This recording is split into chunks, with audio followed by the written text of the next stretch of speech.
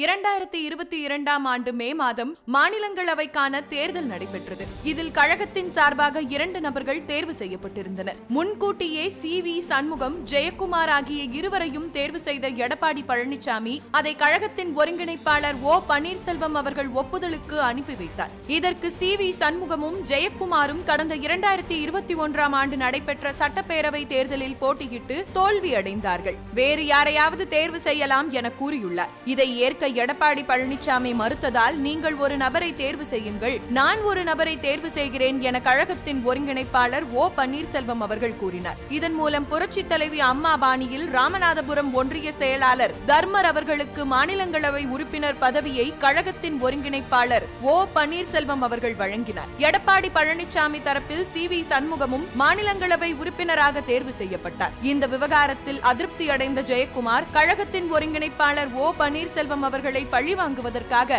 சமயம் பார்த்துக் கொண்டிருந்தார். அப்போதுதான் மாதவரம் மூர்த்தியை வைத்து பொதுக்குழு தொடர்பான ஆலோசனை கூட்டத்தில் ஒற்றை தலைமை பிரச்சனையை ஜெயக்குமார் கிளப்பினார். இதில் பதவி வெறிக்காக எடப்பாடி பழனிசாமியும் தீவிரம் காட்டினார்.